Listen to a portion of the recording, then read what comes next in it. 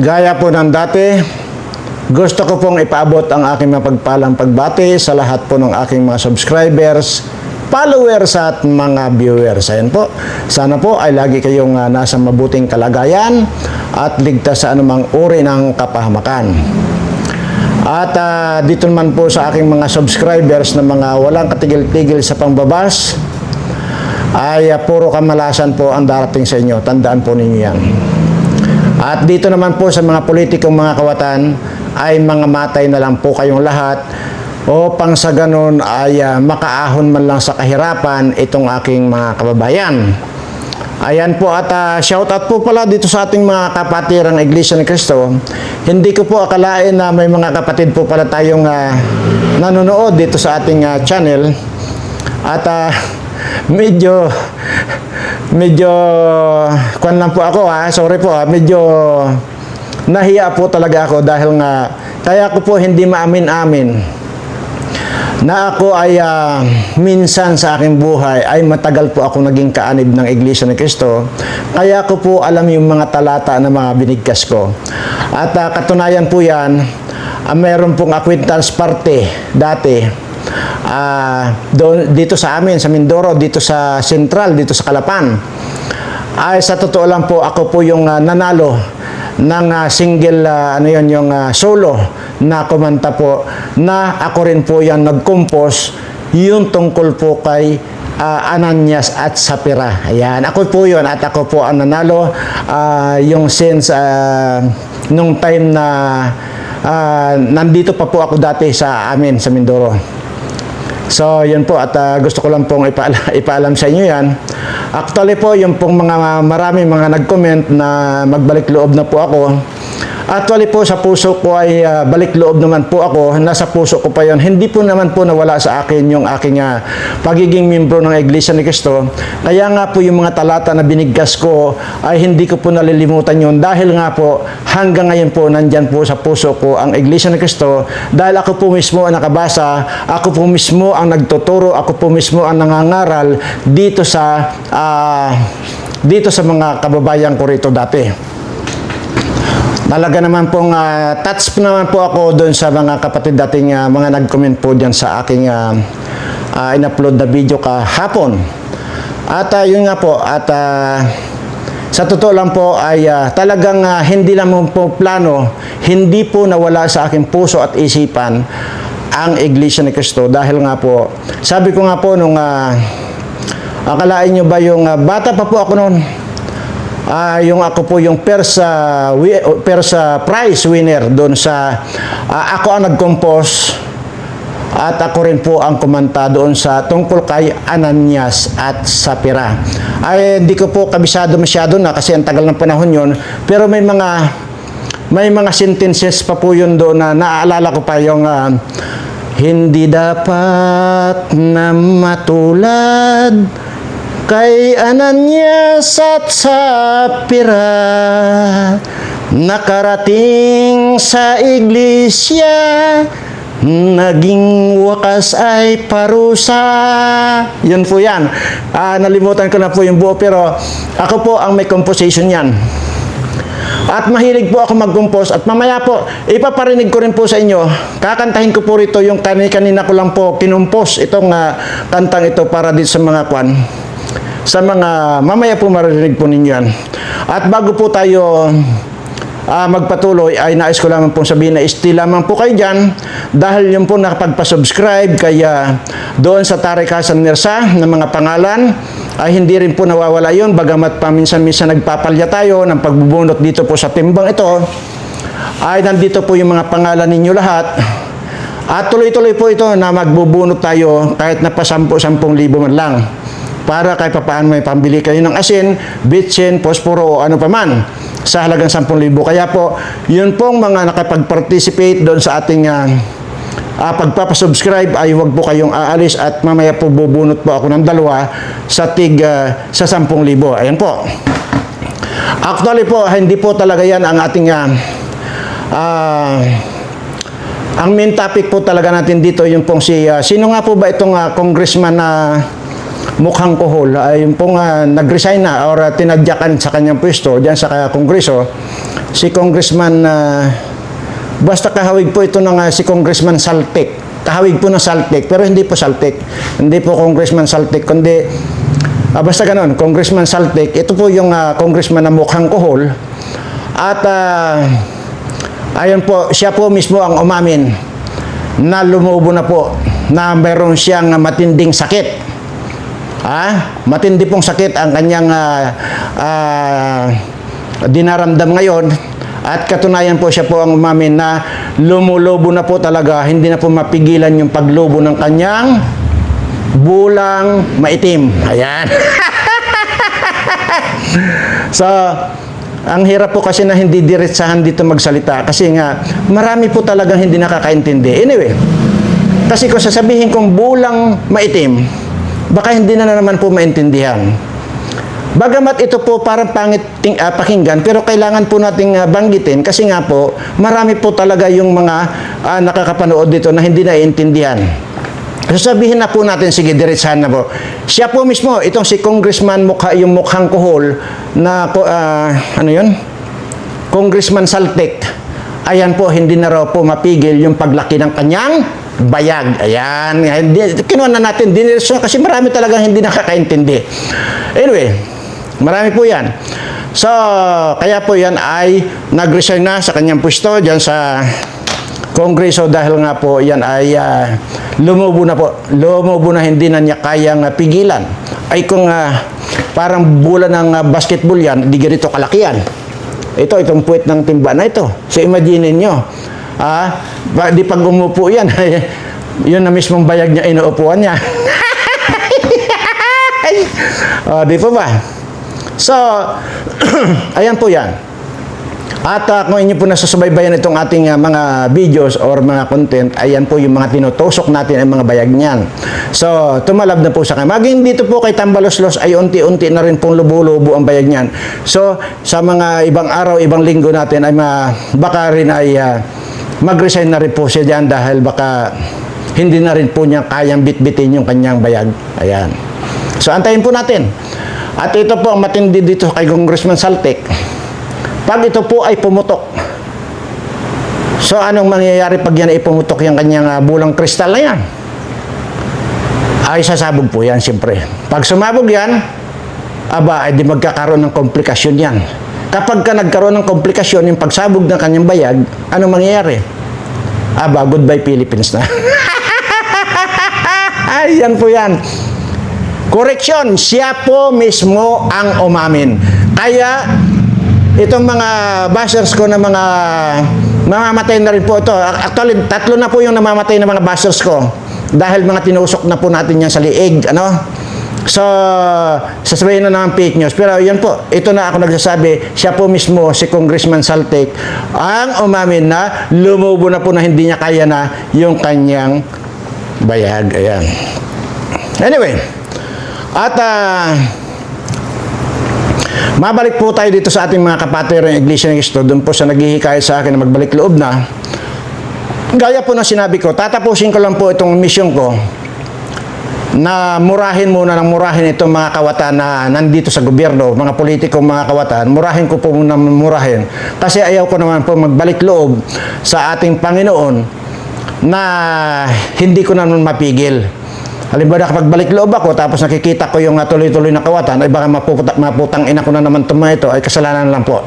Hayaan po ninyo, hindi po nawawala sa aking puso at isipan, sabi ko nga po, ang ating Panginoon, lalo na po dyan sa Iglesia ni Cristo, dahil nag-iisa lamang po yan, na itinayo ni Cristo.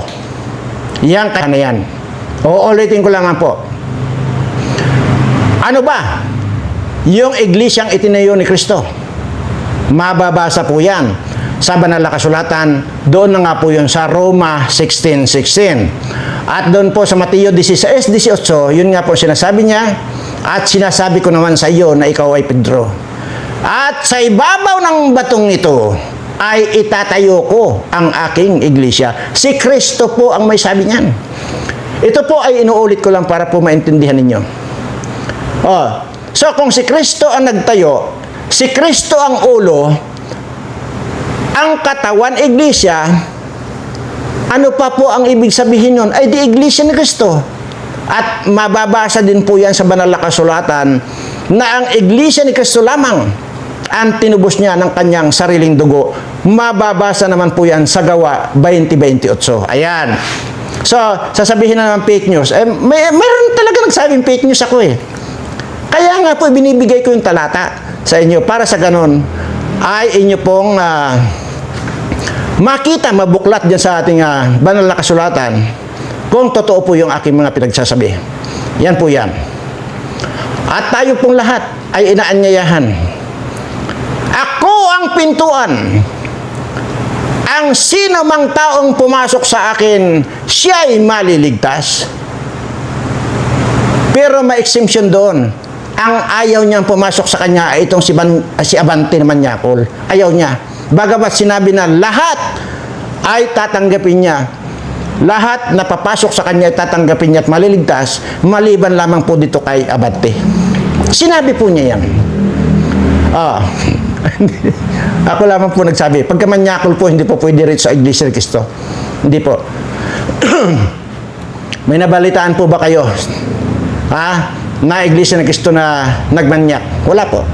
Kasi, ayaw ko po munang isali yung sarili ko na sabihin ko sa kaming mga Iglesia ni Cristo. Ayaw ko pong isali yon dahil nakakapangilabot po.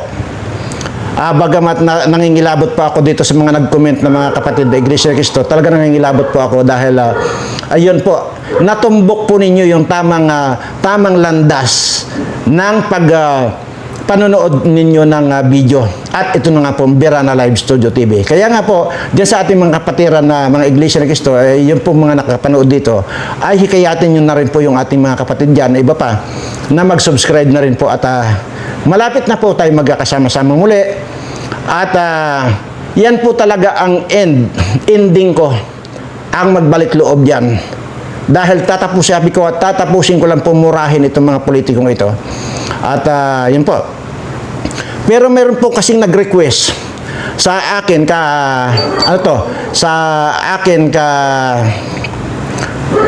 kahapon lang po, nag-request sa akin na Mr. Berana, kung pwede raw ay mag-compose ka ng kanta. Total, alam ko, composer ka, pwede bang mag-compose ka tungkol sa eleksyon 2025? Ito po, ang sabi,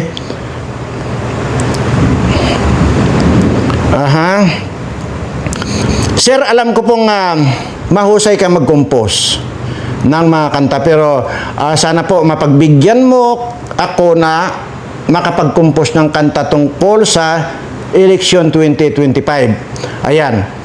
Pero sige po, at ora mismo nakapag-compose po ako, pero maikli lang. Pero kakantahin ko po mamaya-maya lamang.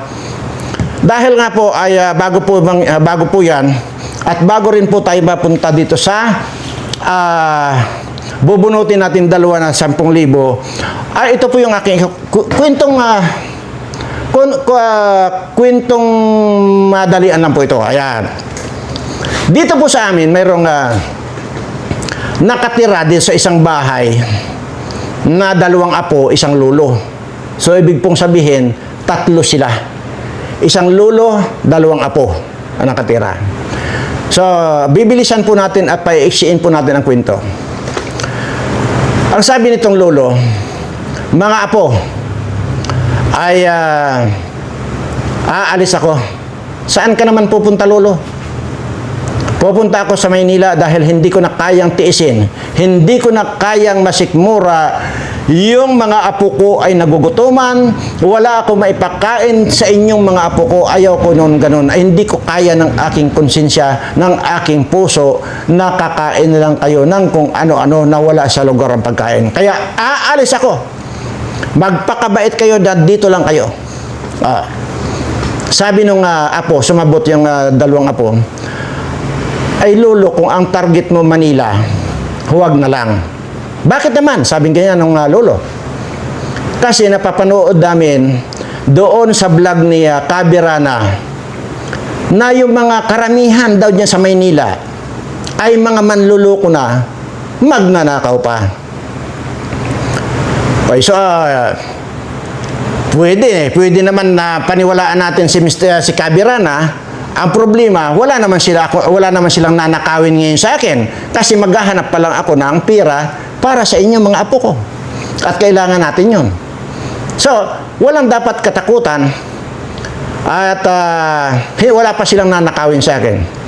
Kahit palulo, sabing ganyan. Kabilin-bilinan yan Kabirana na huwag ka na talagang mga manluloko daw at mga kawatan yung kanya. Lalo na raw yung mga kwan dyan, yung mga congressman daw dyan sa Manila. Sobra daw akong makapagnakaw yung mga yan. Yan ang sinasabi ni Mr. Kabirana. O kaya nga, uulitin ko lang yung sagot ko sa inyo mga apo, na wala pa naman silang nanakawin sa akin. Kaya, sa ayaw ninyo sa gusto, aalis ako. Maghahanap buhay ako para sa ganon, apo, ay mayroon akong pangpakain sa inyo. O sige, Lolo, pero pinaalalahanan na kita dahil yun lagi ang naririnig namin dito kay Kabirana. Wala ka raw mapili na mga kondyan, na mga politiko, maging sa Senado at saka sa Kongreso. Puro daw mga kawatan ang mga tao dyan, mga politiko. Kaya nga, sige, wala pa naman silang nanakawin, aalis ako. Sa madalit salita, umalis yung lolo. Pumunta ng Maynila, nagtrabaho. Paiksi natin ang kwento. Nakaisang taon na si lolo dito sa kanyang trabaho, diyan sa Maynila. At nakapag-ipon na rin. Pero bago yan kasi, bago umalis, yung lolo nila dito, tinanong muna niya yung kanyang mga apo, Apo, ano ba yung gusto ninyong pasalubong ko sa inyo? Ay, sa amin lolo, alam mo naman yan na matagal na naming pangarap na makatikim ng ice drop. Sabi nitong dalawang apo. Yun lang lolo, kasi talagang yun ang pangarap namin, na matikman ng ice drop. O sige, walang problema yan. Papakyawin ko yung, kung sino man yung magtinda ng ice drop doon, papakyawin ko lahat yan para pampasalubong sa inyo. O sige na, ito na. Nakaisang taon na nagtatrabaho yung lolo nila, nakaipon na ng pera. Uuwi na rin itong lolo. May ipon ng pera. At habang nandoon siya sa istasyon, hindi niya nakakalimutan yung binili ng kanyang apo na pasalubong na ice drop. Ay alam niyo naman sa mga bus terminal, hindi ba maraming mga nagtitinda ng mga ice cream dyan, mga pinipinipig, mga ice drop. So ngayon, tinawag niya ice drop, sabi niya. Ice drop ba yung tinda mo? Opo, sabi ganyan nagtitinda. Sige, lahat yan pakyawin ko na, sabi ganyan ng lolo. Pinakyaw niya yung ice drop na nagtitinda. Di nilagay niya sa malita niya, tinanggal muna yung ibang damit para mailagay niya, maisalansan niya yung mga ice drop doon sa kanyang malita. Tinanggal niya yung mga ibang damit. Ibig sabihin, tapos na, nakakamada na yung pinakyaw niyang ice drop para nga daw sa kanyang mga apo. Sa madalit salita, tumigil na yung bus dito sa kanila, nakita ng kanyang mga apo, si Lolo! Takbo yung mga bata, salubong sa kanilang lolo. Lolo, sabi ganyan, sigurado ako may dala kang ice drop. Oo naman mga apo, kayo pa. Sabi ganyan, hindi ko makakalimutan yon dahil unang-una sinabi ko naman sa inyo, kaya ako magtatrabaho ay dahil sa inyo. Ngayon, yung ice drop na order nyo sa akin na gusto nyo makain, nandito na, dala-dala ko na. Ay talaga lolo, sige na. Ay sige, tika muna.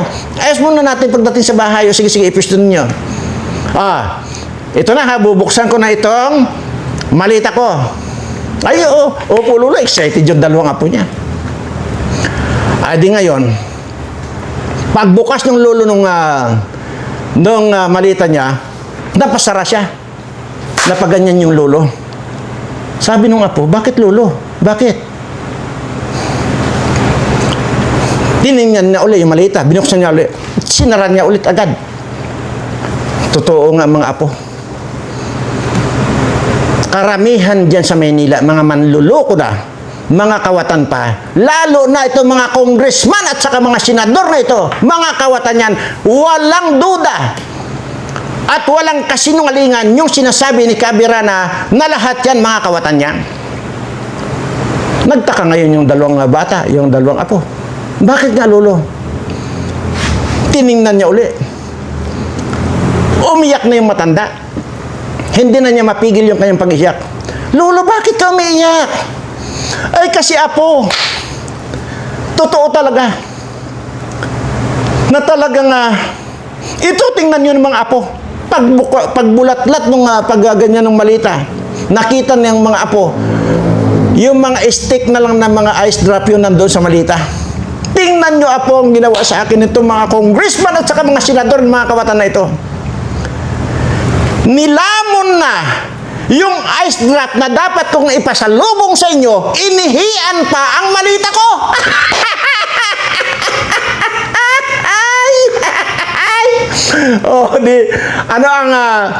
Ano ang lesson learned doon? Maniwala kayo sa inyo mga apo.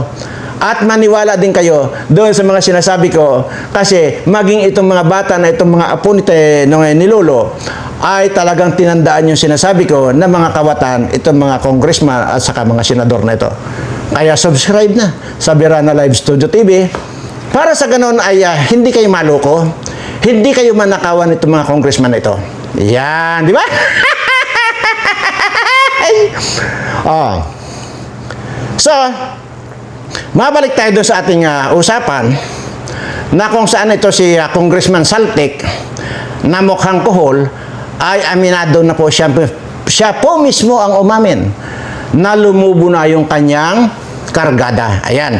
Pero, ang sinasabi ko po rito ay may request na mag-compose daw ako ng kanta para dito sa election 2025. Kaya po, para lang po mapatunayan ninyo na gawa ko ito, ayan po yung scratch lang po ito, scratch. Ayan. So, ibig sabihin, in-scratch ko po muna. Ito na. Ayan.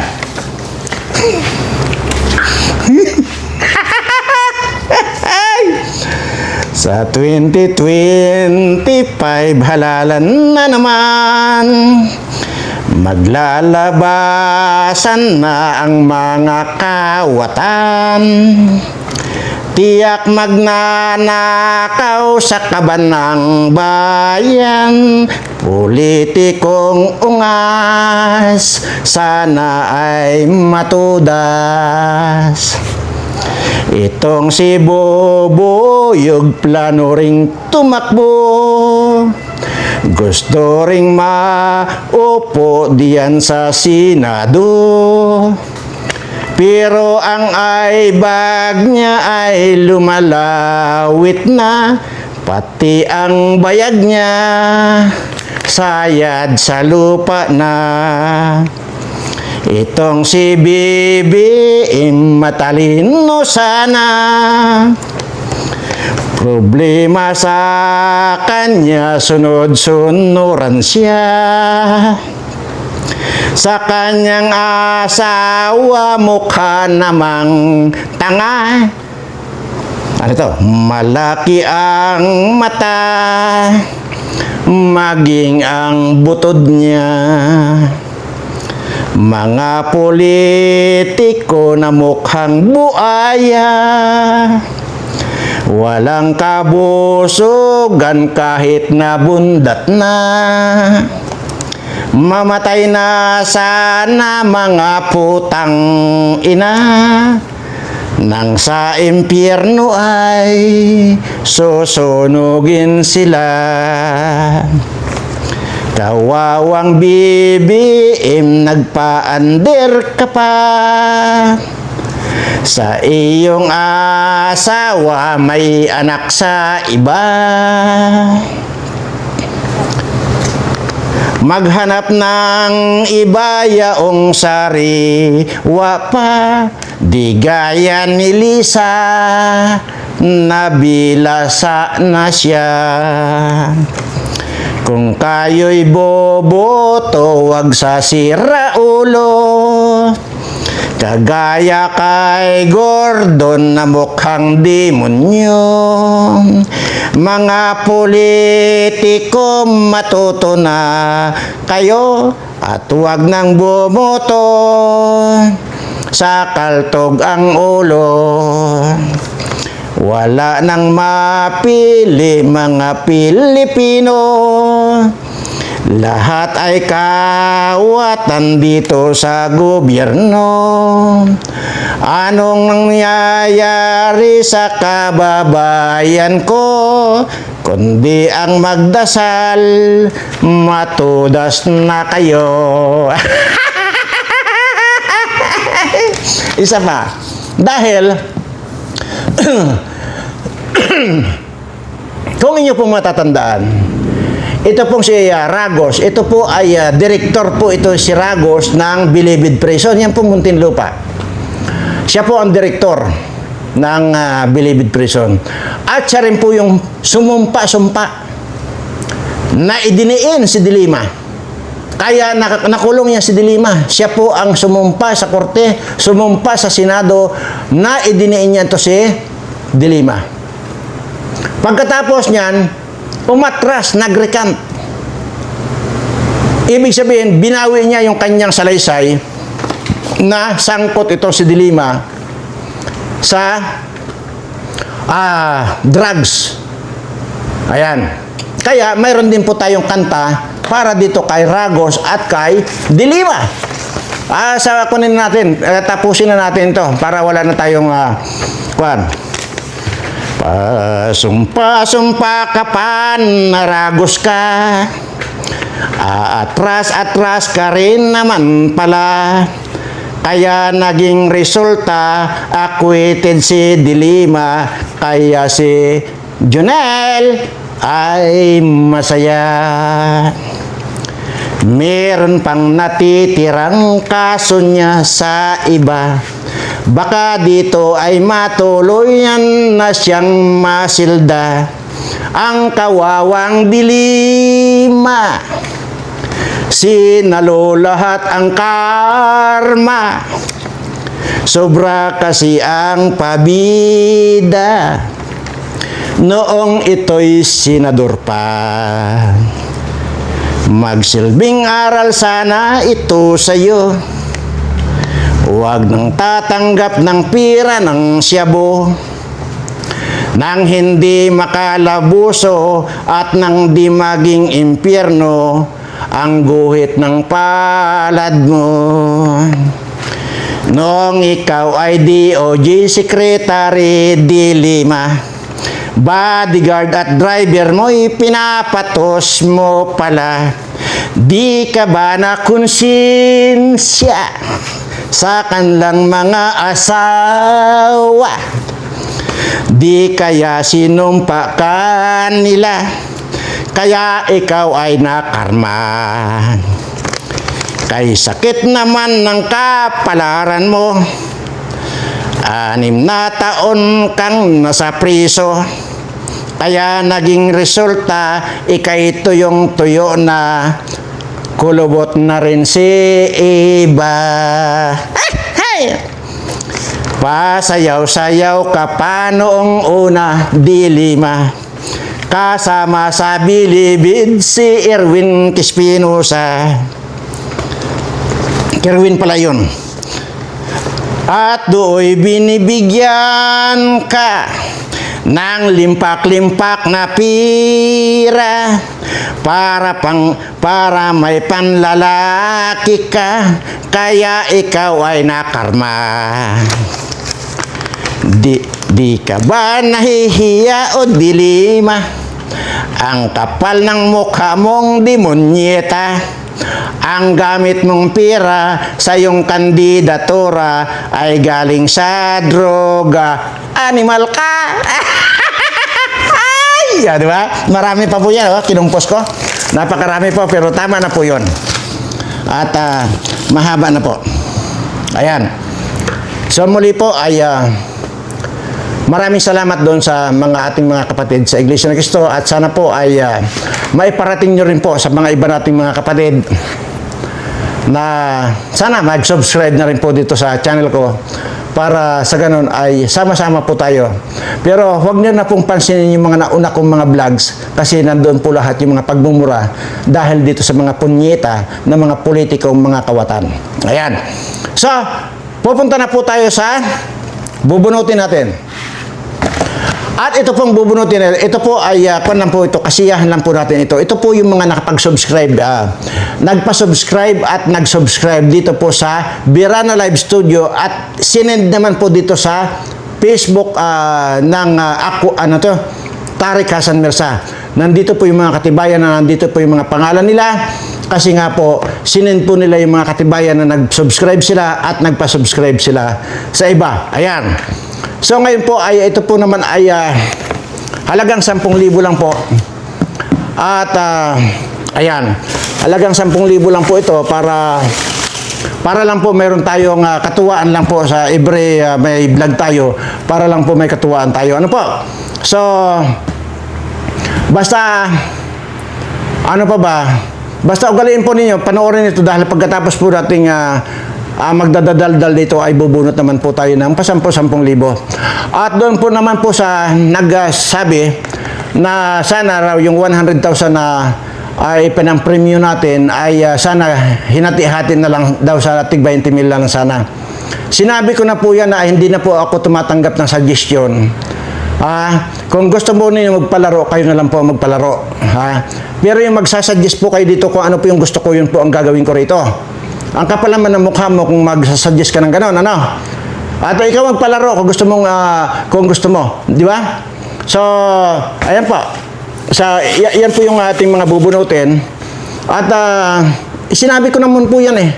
Kasi ayaw nyong mapanoorin kasi dito yung mga video ko para sa gano'n magkakaroon kayo ng awareness or nalalaman or natututusan na kayo naging matalino kung pinanonood lang ninyo ito ng buo. Ay comment ka ng comment, hindi mo alam yung kino-comment mo. So hindi po ako susunod sa kahit na anong suggestion ngayon, dahil minsan na po ako sumunod sa inyo, kayo po yung sinunod ko, pero anong nangyari? Nagkakunan lang. Ang naging resulta, ang gusto ng iba sila manalo. Kaya hindi na po ako tatanggap ng anumang mga yung kung ano pa. Basta ito po ay bubunutin natin 10,000 lang po para sa ganun ay may pambili kayo sin. Ayan. So ito po ay hindi ko po titingnan dahil sinasabi po ninyo na pati yung kulay na yan ay may issue. So hindi ko po titingnan. Wala naman siguro mata yung kamay ko. Ito na po. Kasi mga halay, bubunutin ko na. Ayan. Okay, sa halagang 10,000 ang nabunot po natin ngayon. At take note ha, ito pong mga nandito sa timba at ito pong nandito sa messenger ng Tarik Hasan Mirza, ito rin po yan, nandito. So, si ayan, kayo na pong magbasa. Ayan. O, ayan. Nabasa nyo? Margarita San Pedro. Uy. Tama ba eh? Margarita San Pedro. Ayan po. Margarita San Pedro. Ayan. Parang alam ko mayroon din akong kanta rito kay San Pedro. Ang manok ni San Pedro, naugis ang balahibo. Ang manok ni San Pedro, pustahi kay sigurado.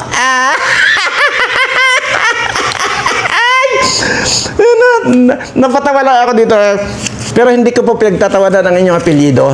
Ang natatawa lang po ako dito sa San Pedro kasi nga po may kanta po si San Pedro tungkol dyan. Ayan, at sige, tuloy-tuloy na po natin. Ayan. At ito na po yung pangalawa nating bubunutin. Aray. So, ayan, hindi ko po titingnan. Ayan pala, nandyan. Nako. Basta, sige, bubunutin na po natin. Ayan. So, ito po. Yan, Binilda Ocampo. Yan po. So, ayan po at congratulations. Alam niyo na po. So, kung kayo ay nakapag-join at nakapagpadala ng inyong pinasubscribe sa Tarik Hasan Mirza, doon nyo rin po i-claim itong inyong napanalunan. Ano po? Siya nga po pala, mayroon pa pong isa na andun sa recording. Di bale, okay na. So, ayan po at Wala po akong hinangad dito sa lahat ng mga subscriber ko na naniniwala sa akin. Kagaya po ng mga dalawang bata na apo ng matanda na naniniwala sa akin.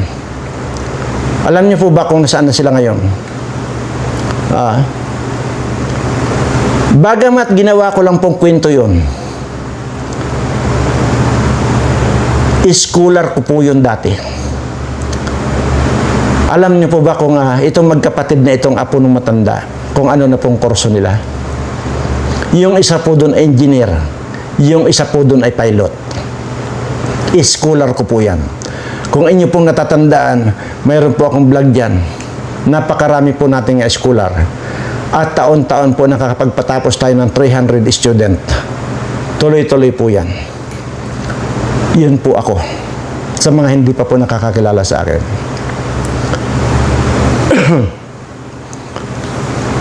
Kung bakit ginagawa ko ito, dahil alam ko po na kung ano man po yung biyaya na lagi pong ibinibigay sa akin ng ating Panginoon, alam ko po, pinapahiram lang nyo yun sa akin at yun naman po ang pinantutulong ko dito sa mga kababayan natin kapos sa kabuhayan. Kagaya po ng mga iniikutan ko dyan. Hindi ko nga lang po magawang i-video dahil hindi ko po kaya ng aking konsensya na mapanood ng buong mundo yung kanilang kahirapan. Hindi po kailangan na ipagbuyang-yangan mo ang buhay nitong mga mahihirap nating kababayan para lang sumikat ka.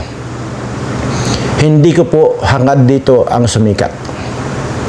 Ang hangad ko po dito ay makatulong. So, hindi ko po kailangan ang i-video. Paulit-ulit ko pong sinasabi sa inyo, kung gusto ko lang po ng subscriber, matagal na po sanang milyon ang subscriber ko. Pero mas pinili ko po na yun na lang gusto mag-subscribe, yun na lang. Pero magpasikat pa ako, hindi po. Hindi ko po kaya. Yun po yan. Sabi ko nga po, bagamat ginawan ko lang ng kwentong katatawanan, sila po ngayon ay mga professional na. Yung dalawang bata na yun. At marami pa po yan. Tuloy-tuloy po taon-taon. May mga napapatapos tayo. May mga nababago tayong buhay ng mga kabataan na gusto ring makatapos at gusto ring umangat ang kanilang buhay. Dahil napakahirap po. Napakahirap po ang maging mahirap. Danas ko po yan. Kaya naman, lahat po ng ipinagkakatiwala sa akin ng ating Panginoon, hindi po ako nagdadalawang salita na itutulong dito sa mga bata na desididong mag-aral, desididong makatapos at may mga pangarap sa buhay. Yun po ay hindi ko pinagdadamutan yun. Ngayon, ay ang masasabi ko lang po muli at uulit-ulitin ko lang po sa inyo, huwag po kayong maiinip dahil nakilala nyo na ako. Nakita nyo na ako. Yung pong laging sinasabi ko na swerteng darating sa inyo, huwag po kayong mainip.